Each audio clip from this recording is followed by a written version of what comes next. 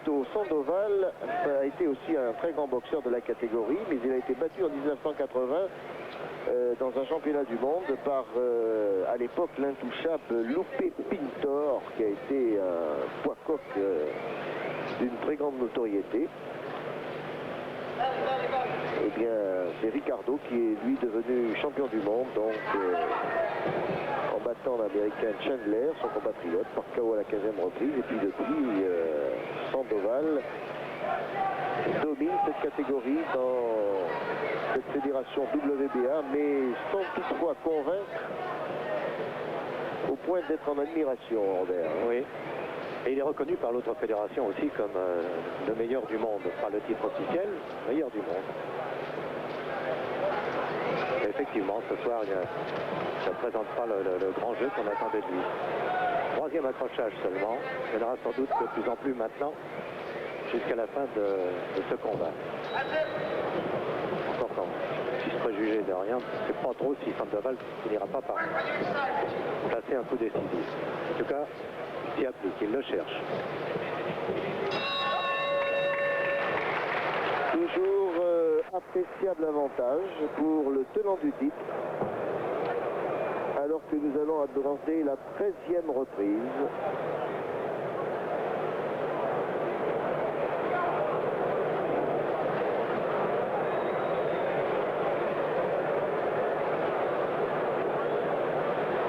Voilà, au ralenti, regardons le long gauche de Roman qui essaie de repousser Sandoval, qui cherche le corps à corps. Et curieusement, vous voyez, dans ces corps à corps, Robert, on n'a pas eu l'impression qu'il pouvait placer un uppercut ou un crochet court qui aurait pu...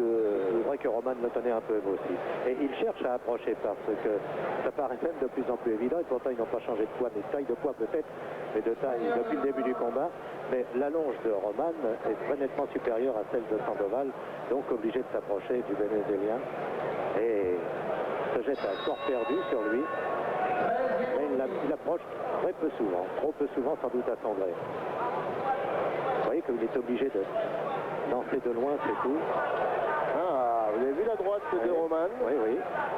Droite très courte qui a touché le visage du champion du monde. Ah, je crois que c'est une reprise qui va être extrêmement animée maintenant, car Sandoval, vexé d'avoir été touché de près par le Vénézuélien, semble se déchaîner. Et nous allons peut-être avoir le vrai visage de ce champion du monde.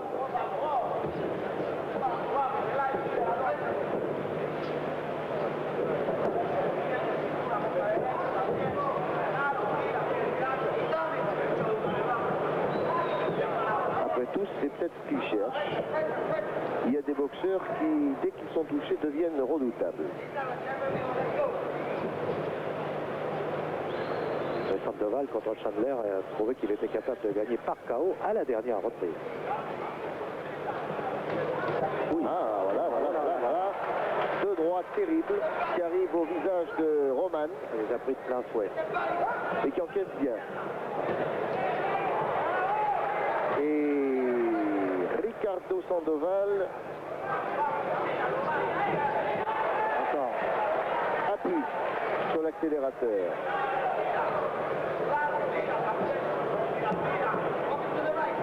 Il faut féliciter Roman par son courage. Qu'est-ce qu'il aura pu encaisser et sans paraître accuser les coups.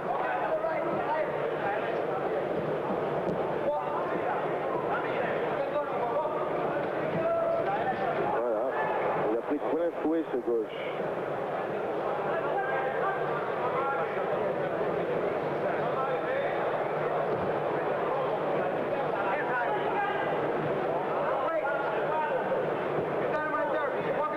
Quand même le tenant du titre qui joue son rôle de challenger. Oui, ça continue depuis le début du match. Il en est ainsi, sauf lors des deux premières reprises.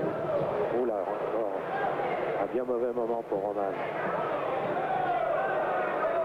Et qui s'est retrouvé quand il le faut le petit pas de côté pour essayer d'échapper à ces coups. Là.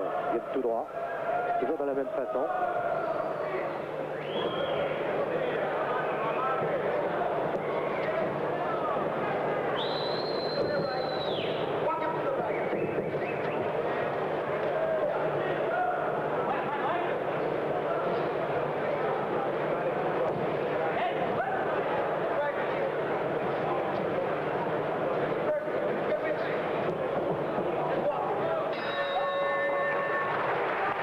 13e reprise, c'était.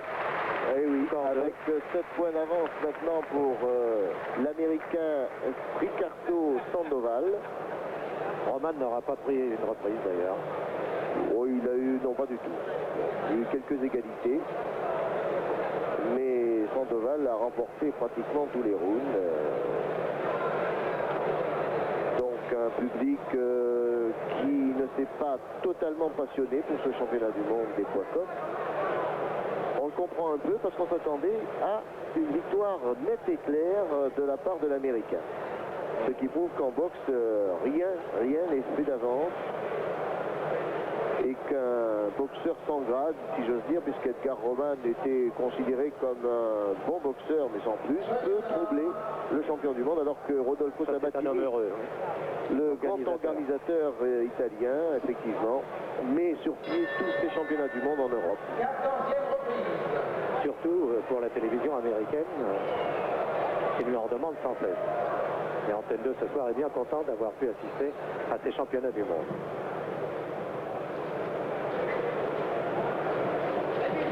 14e reprise avec Sandoval un peu plus vif, mais qui se méfie toujours d'un contre du Vénézuélien.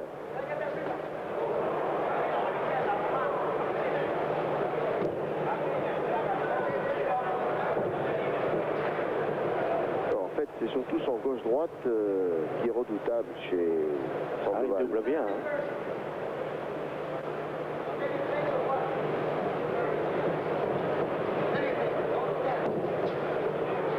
A quand même fait les 4/5e de son combat avec le gauche.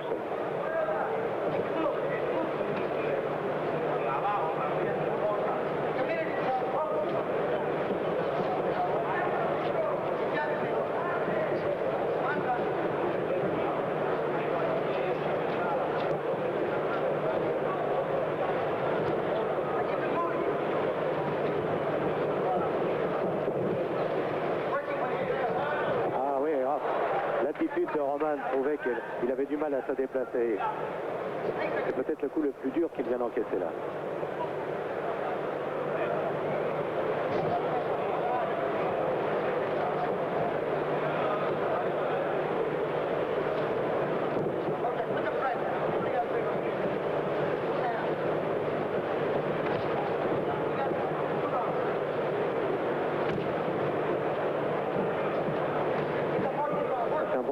Roman, il a encore des réflexes.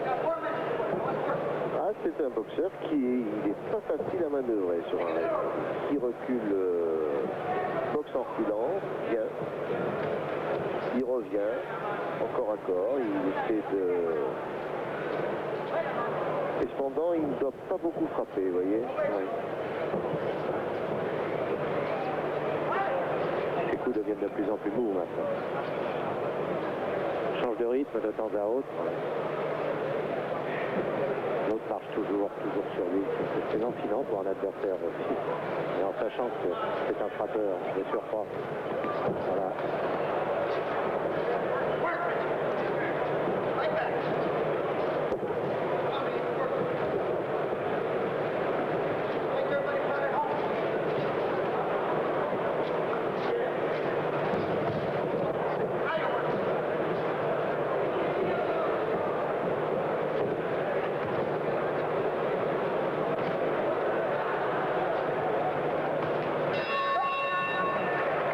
La 14e reprise, avantage accru si l'on peut dire pour l'Américain Sandoval, qui n'aura plus que 3 minutes après pour savoir s'il conserve son titre, car un KO est toujours possible.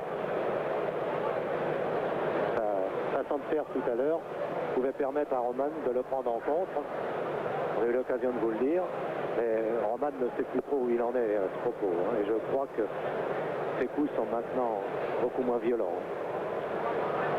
Voici la preuve avec un Sandoval qui se déchaîne par intermittence. C'est dommage, il n'a pas suivi tout le rythme du combat. Et ce Roman qui a encaissé la plupart des droites sur son œil gauche est peut-être satisfait de terminer un championnat du monde face à annoncé comme le plus grand puncher de la catégorie, Ricardo Sandoval, qui maintenant va peut-être finir ses 3 dernières minutes, comme vous le disiez Robert, tambour battant, afin de prouver aux téléspectateurs américains que c'est un boxeur spectaculaire, mais malheureusement à Monaco, il a manqué peut-être un petit peu de punch pour conclure avant la limite, bien qu'il soit capable de nous réserver encore une surprise. Edgar Roman, tout de même, me paraît sur ces images. Et enhardi maintenant. Oui.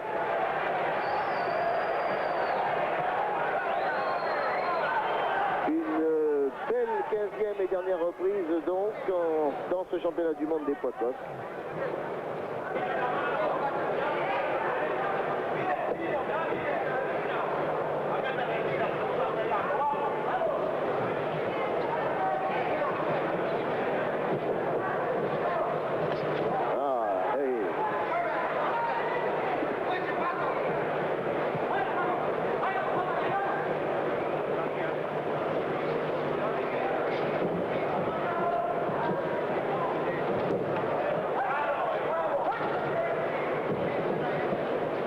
Très clair dans l'ensemble. Oui. En sautabilité, c'est la 4e fois seulement que les deux hommes se tenaient, s'accrochaient pour permettre à Sandoval de repartir. Roman ne reste pas dans les cordes. Je crois qu'il est bien satisfait de terminer le championnat du monde debout. Le Vénézuélien dont on pouvait penser qu'il ne terminerait pas, et bien finalement il démontre dans cette fin de championnat du monde qu'il était à la hauteur de l'événement. Est-ce Ricardo Sandoval qui a été un petit peu en dessous de sa valeur? C'est sans doute vrai.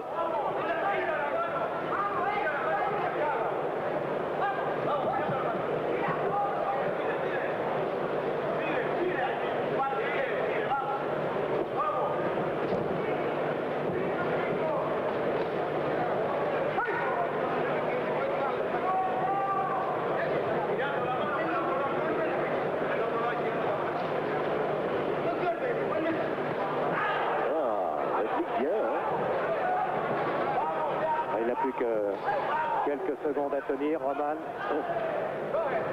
pour réaliser une belle performance. Debout 15 rounds devant celui dont on vous répète encore qu'il passe pour le meilleur frappeur du monde.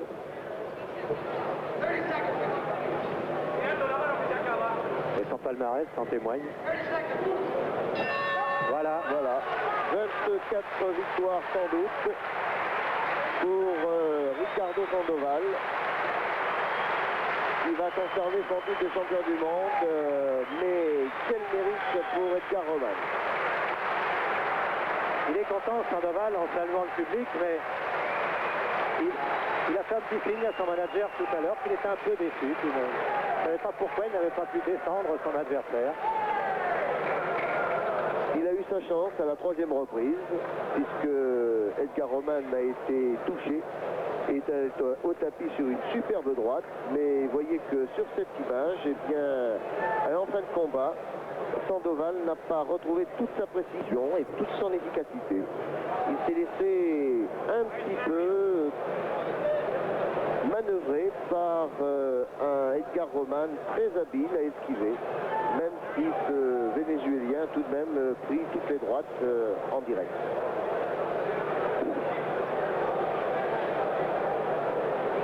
Dans les deux coins maintenant, on se préoccupe de soigner les boxeurs, tous deux touchés, on vous l'a dit, à la pommette et à l'arcade sourcilière, côté gauche pour les deux.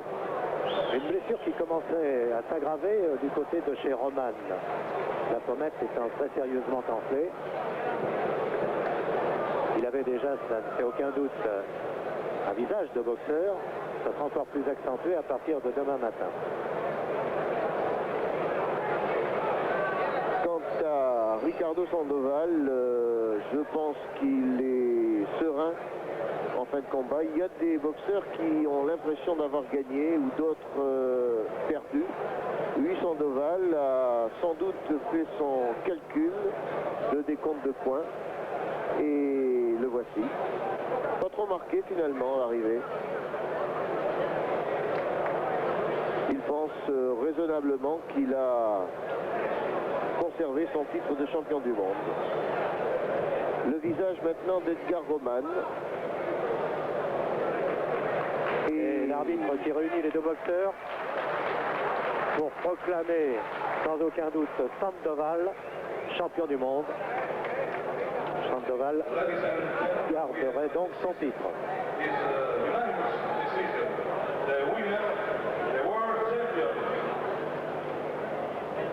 World champion.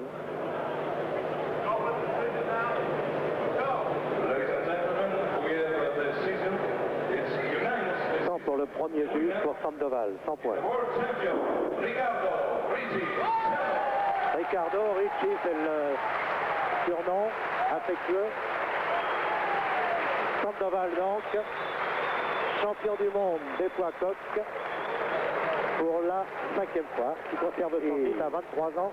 Je crois qu'une belle carrière lui est promise, mais ne cachons pas que nous restons, nous, non pas sur notre fin, mais un petit peu déçu tout de même de ne pas avoir vu ce puncher Sandoval gagner avant la limite un championnat du monde des poids coqs de la WBA. C'est en tout cas le 24e combat pour Ricardo Sandoval, sa 24e victoire, et il restera sur ses 18 KO puisqu'il n'a pas pu conclure donc face à Edgar Roman. C'était donc une soirée de boxe que vous proposez en scène 2, ici à Monaco, sous le chapiteau, installé tout près du stade. Et après que nous ayons assisté à la victoire de l'AS Monaco dans le championnat de France de football, par 3-0 contre le Racing Club de Paris, c'était donc avec joie que nous vous proposions ce rendez-vous, ici autour du ring, en compagnie du Prince Régnier et de toutes les instances mondiales de la boxe. À bientôt peut-être pour une nouvelle séance de cette qualité. Pierre Pula et Robert Chapat, je vous remercie de votre attention. Bonsoir, à demain pour Stade 2. Et je vous le rappelle, 18h Stade 2.